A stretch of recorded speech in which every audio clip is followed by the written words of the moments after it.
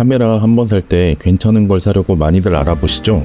하지만 센서 사이즈와 같은 스펙이나 브랜드만 보고 정작 중요한 것들은 안 보고 사시는 경우가 많은 것 같아요. 제가 대학에서 촬영을 전공하고 독립장편 영화도 촬영해 오면서 수많은 카메라를 써봤거든요. 근데 카메라 구매에 중요한 것들이 있더라고요. 카메라 본연의 기능도 중요하지만 이 네 가지가 기본적으로 돼야 쓰는데 불편하지 않더라고요. 그리고 가벼워야 카메라를 자주 사용하게 되죠. 그래서 제가 중요하게 생각하는 기준 4가지랑 추천 카메라까지 알려드리겠습니다. 첫 번째, 발열. 사진보다 영상 비중이 더 높은 저는 발열을 무시하지 못합니다. 영상 촬영 중에 온도 경고등이 뜨면 무척이나 당황스러운데요. 특히 발열에 약한 카메라들은 30분만 되어도 경고등이 뜨더라고요. 그래서 저는 펜이 달려있지 않는 카메라더라도 실내에서 30분 이상은 촬영할 수 있어야 한다고 봐요. 두 번째, 배터리 사용시간. 배터리 사용시간도 중요합니다. 사진이나 영상을 촬영하려고 카메라를 들고 나왔는데 많이 안 찍은 것 같은데 배터리가 절반이 닳아있으면 정말 당황스럽잖아요.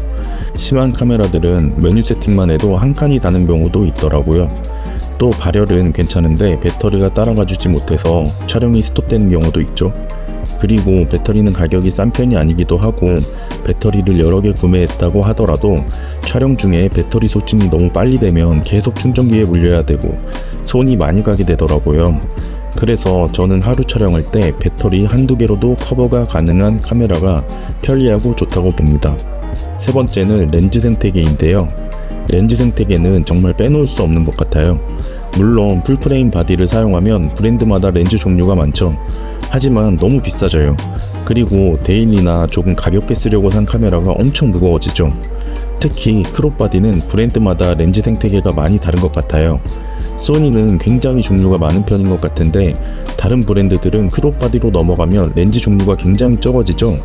이건 진짜 무시 못합니다. 카메라로 뭘 찍으려면 렌즈가 있어야 하는데 렌즈가 다양하지 않다면 그냥 참고 써야 하는 상황이 발생하는 것 같아요. 이런 렌즈 생태계가 잘 구축이 됐는지 정말 중요하게 봅니다. 그리고 네 번째는 바디 손떨림 방지를 지원하느냐입니다. 바디 손떨림 방지는 크롭 바디로 넘어오면 지원하지 않는 경우가 은근히 많습니다. 그래서 렌즈 손떨방이나 크롭 바디인데 한 번 더 크롭해야 하는 전자식 손떨림 방지를 써야 하죠. 사실 삼각대에 올려서 찍는 경우도 있지만 들고 촬영할 때도 있잖아요. 저도 들고 다니다가 빛이 괜찮으면 카메라만 꺼내서 찍는 경우가 있거든요. 근데 바디 손떨림 방지가 없으면 사진이 흔들릴 확률이 높아집니다. 그렇다고 전자식 손떨림 방지는 크롭이 되니까 웬만해서 쓰고 싶지 않죠. 그리고 찍을 땐 몰랐는데 들어와서 큰 모니터로 봤을 때 흔들려 있는 경우가 있어요. 조금이라고 하기엔 애매한 정도 말이죠. 이런 경우에는 정말 그때로 다시 돌아가서 찍을 수도 없고 그냥 사진을 못 쓰는 경우가 생깁니다.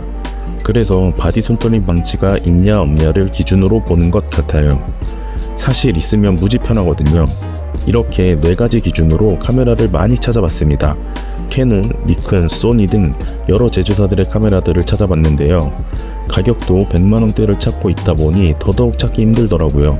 그래서 동료 촬영 감독들, 지인들에게도 물어보고 오랜 시간 인터넷도 뒤져서 찾아봤어요. 고민 끝에 찾았는데 바로 소니 알파 6700이었습니다. 저는 100만원대 가성비 끝판왕 카메라는 진짜 알파 6700이라고 생각하고 입문자용으로 너무 추천드려요. 100만원대에 가방이랑 카메라, 렌즈까지 다 들어있는 해자 세트 찾아서 고정 댓글에 남겨놨거든요. 빠르게 보고 싶은 분들은 고정 댓글 한번 확인해주세요. 제가 몇 달 동안 써보니 와, 알파 6700 진짜 괜찮더라고요. 소니 알파 6700은 크롭 바디라서 가벼운 건 물론이고 이 4가지 기준을 모두 충족합니다. 발열, 배터리, 렌즈 생태계, 바디 손떨방 모듈. 제가 사용해보니까 발열은 사실 없다고 말하기엔 거짓말이고 사진 촬영을 거의 계속할 수 있고 동영상도 30분 이상 잘 버텨주더라고요. 그래서 제가 가지고 있는 FX3의 서브 바디로 사용해도 크게 손색이 없더라고요. 그리고 배터리도 풀프레임 바디들과 같은 배터리를 공유해서 무척 오래갑니다. 올해 산 물건 중에 가장 좋은 것 같아요. 진짜 사길 잘한 것 같습니다. 거의 사진 촬영 같은 경우는 한 개만 들고 나가도 크게 불편하지 않고 별로 걱정도 안 됩니다. 제가 타임랩스를 촬영하느라 500장이 넘게 촬영을 한 적이 몇 번 있었는데 배터리가 한 60-70% 정도 남아 있었어요. 그래서 정말 배터리 걱정을 안 하는 것 같아요. 혹시 몰라서 한 개 정도는 여분으로 들고 다니긴 하지만 따로 꺼내서 쓴 적은 없습니다. 그리고 영상을 촬영할 때도 발열 때문에 꺼지거나 배터리 때문에 꺼진 적은 없었던 것 같아요. 사진 촬영 같은 경우는 아까 말씀드린 대로 500장 넘게 찍었을 때도 잘 버텨줬고, 영상 촬영도 50분 정도 촬영을 해도 발열이나 배터리 모두 잘 버텨줬습니다. 그래서 너무 만족스러웠어요. 그리고 렌즈 생태계는 소니 카메라는 두말하면 잔소리죠. 캐논이나 니콘은 크롭바디로 가면 쓸 렌즈가 사실 많이 없다고 보시면 됩니다. 근데 소니는 소니 렌즈부터 시작해서 서드파티 렌즈까지 다양하게 사용할 수 있고, 바디에서도 렌즈들을 잘 지원해서 오류가 있거나 그런 게 없는 것 같아요. 렌즈 생태계 때문에 소니로 왔다는 분도 봤을 정도니까요. 그리고 알파 6700은 우측 바디 손떨림 방지도 있습니다. 크롭 바디에서 바디 손떨림 방지를 지원하지 않는 경우는 되게 많습니다. 같은 소니 바디에서도 그런데요. ZV 시리즈도 영상으로 쓰기에 되게 괜찮은 바디인데 바디 손떨림 방지가 없죠. 근데 알파 6700은 바디 손떨림 방지가 있어서 흔들려서 찍히는 경우가 많이 없습니다. 들고 다니면서 찍거나 삼각대 없이 촬영할 땐 바디 손떨림 방지가 있냐 없냐가 은근히 차이가 나거든요. 바디 손떨림 방지가 없으면 찍을 땐 몰라도 이게 큰 모니터로 보면 흔들려 있는 경우가 은근히 많아요. 하지만 알파 6700은 바디 손떨림 방지가 있어서 이런 걸 잡아줍니다.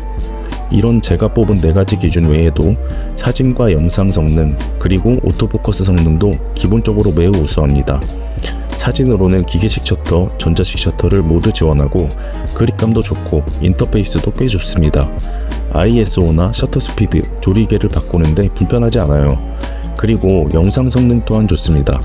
4K 120프레임까지 촬영이 가능하고요. 하둘둘 스피트도 지원합니다. 거기에 S로그3와 SC네톤도 지원해서 보정 가능도도 넓고 간단한 촬영에도 잘 대응합니다. 단 4K 120프레임 촬영은 크롭이 됩니다. 그리고 오토포커스는 AI 기반 오토포커스라서 성능이 매우 우수합니다. 오토포커스는 소니란 말도 있잖아요. 사람은 기본이고 새, 곤충, 자동차 등 다양하게 인식이 가능합니다. 저도 써보면서 오토포커스는 아쉬웠던 적이 없었던 것 같습니다. 스크린에서 포커스를 맞추고 싶은 부분을 터치하면 잘 맞춰집니다.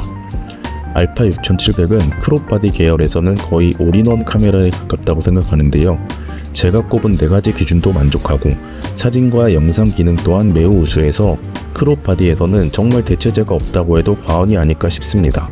그래서 저도 지금까지 너무 잘 사용하고 있고, 진짜 제가 다음에 초보로 돌아가서 카메라를 하나 고른다고 하면 저는 무조건 알파 6700을 살 거예요.